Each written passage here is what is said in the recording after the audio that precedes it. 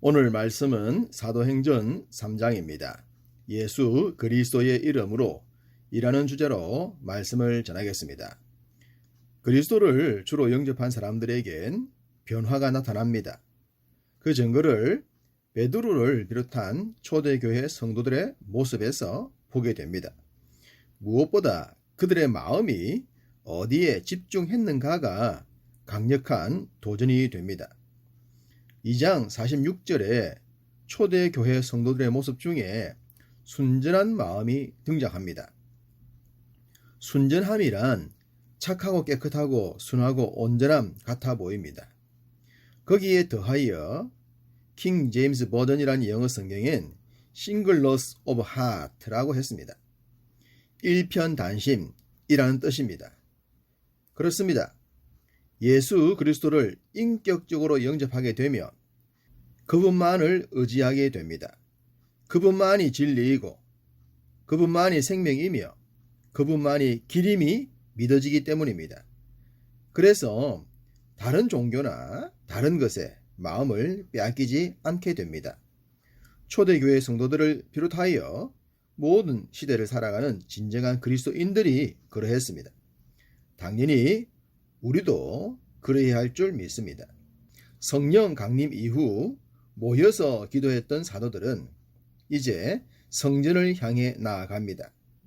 주님께서 성전을 헐면 사흘 만에 다시 지을 것이라고 하셨던 말씀이 주님의 부활에 대한 말씀임을 이제는 알았죠.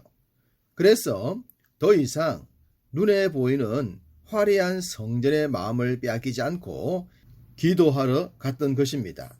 성전의 존재 의미를 바르게 깨달았다는 것을 보여줍니다. 베드로와 요한이 기도하러 성전에 올라갈 때 또 다른 목적을 가진 사람도 성전에 이릅니다. 그 사람은 나면서부터 걷지 못했던 거린이었습니다. 사람들이 그를 성전의 미문 입구에 내려놓습니다. 구걸하게 하기 위함이었죠. 성경은 베드로와 요한이 자신들을 향해 구걸하는 그 사람을 주목했다고 합니다.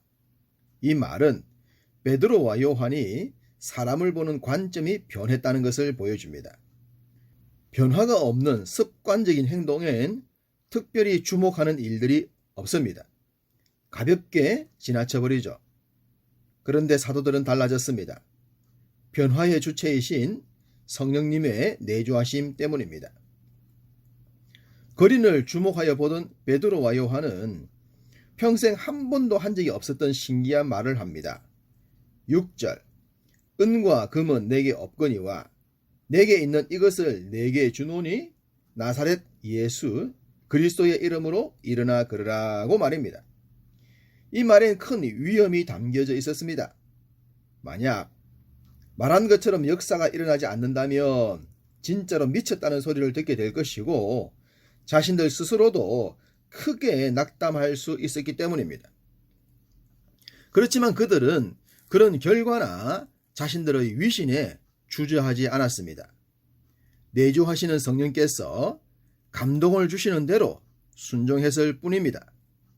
그랬더니 평생 걸어본 적이 없었던 사람이 일어서서 걷기도 했고 뛰기도 했으며 찬송까지 했습니다. 그 사람은 자신이 수년간 지켰던 자리를 벗어나 성전 문을 통해 이리저리 내달렸습니다. 그리고 주위에 있었던 많은 사람들도 그 장면을 목격하게 됩니다. 당연히 놀랬겠죠. 기적을 행하신 하나님을 찬송했을 것입니다. 그러나 단순하게 육체적인 치유의 기적이 중요한 것만이 아닙니다. 진짜 중요한 것은 영혼의 치유와 회복, 그리고 거듭남이기 때문입니다. 육체적인 치유는 병원에서도 일어날 수 있는 일이니 그리 놀라운 일은 아닙니다.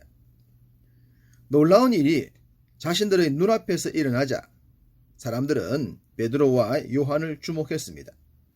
그러자 베드로는 그 기회를 이용해서 자연스럽게 복음을 전합니다. 먼저 베드로는 이 일을 행한 자신들을 주목하지 말라고 합니다. 당연히 능력을 더딥혀 주신 하나님을 주목하라고 말입니다.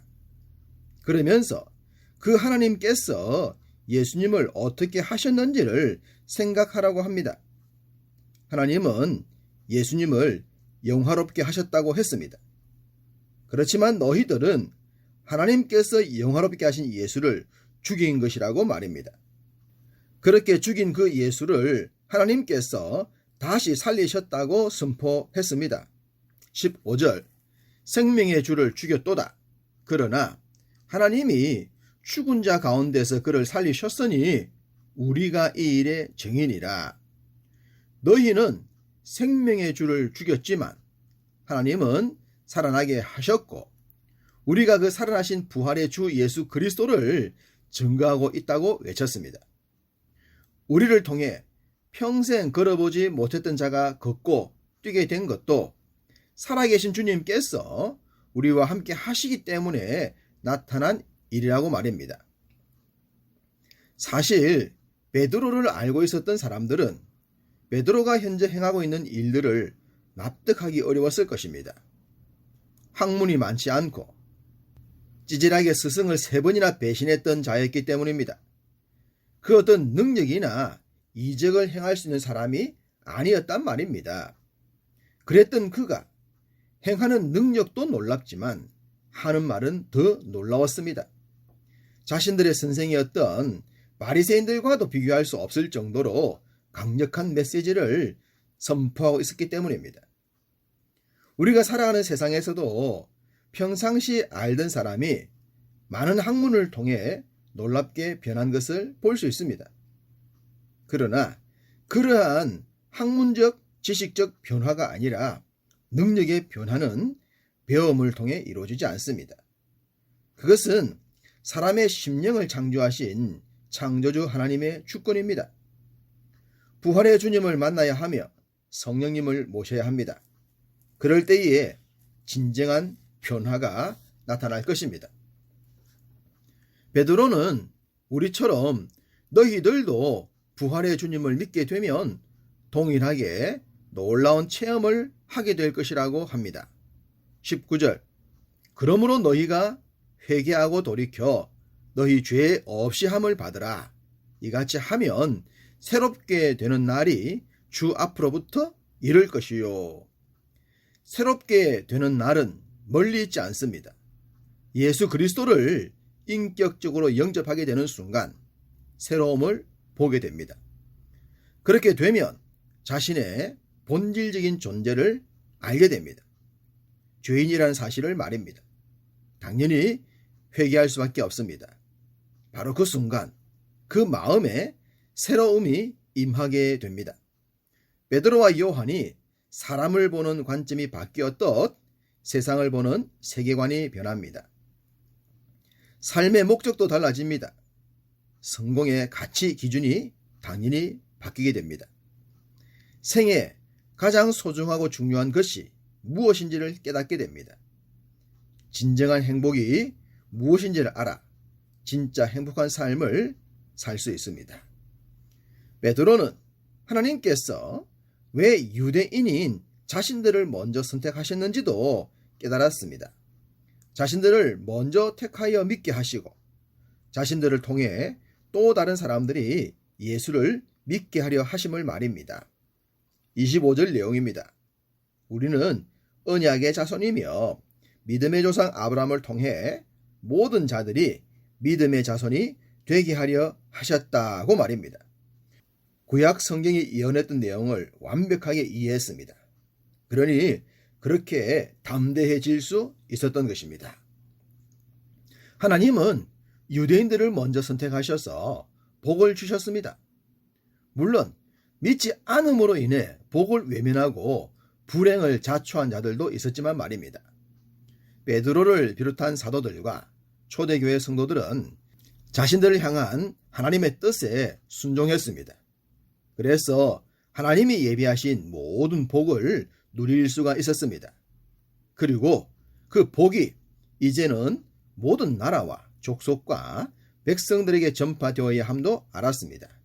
그래서 그 뜻을 위해서도 순종의 삶을 살았습니다. 지금 우리가 믿고 있기에 우리는 하나님의 큰 복을 받은 자들입니다.